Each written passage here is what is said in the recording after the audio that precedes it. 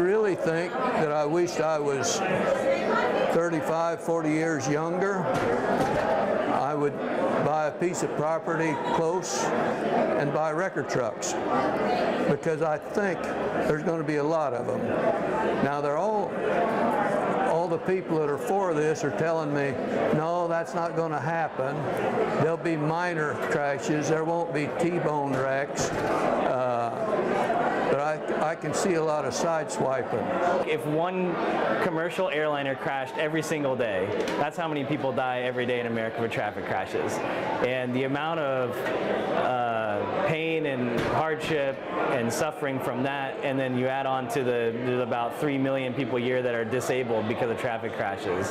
And you know, it's a huge issue, and what we can do, things like with the Vine Street project, is a major benefit to safety. And if I can reduce some crashes, and if I can reduce some disabilities, and especially if I can keep some people from dying, I mean, that's like that's why I do this. I think the best was the just the video. That was tremendous.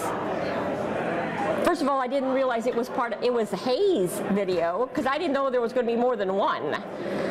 I'm pretty ignorant of it, and that really shone the light, and then seeing the traffic flow was really helpful. US 183 is a really important corridor, the highway, the Vine Street itself, and it's an important freight corridor. Obviously, you've got a lot of regular trucking. You also have a lot of oversized, overweight loads with like the wind turbine tower sections, the wind turbine blades. And so one of the requirements for this project early on was to make sure that 2 semi-trucks could drive side by side through the entire corridor.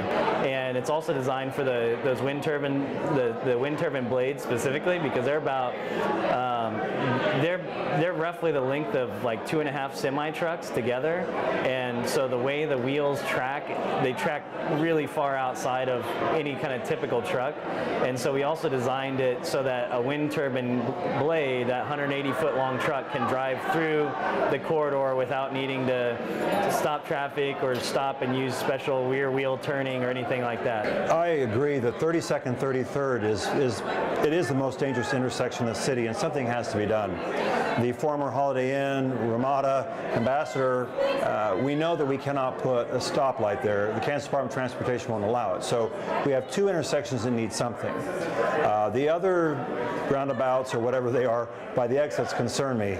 So I'm skeptical that something this big will work. What do you think in general? Is this going to be a positive addition to Hayes? I think it is. It's just going to take a learning curve to accept it.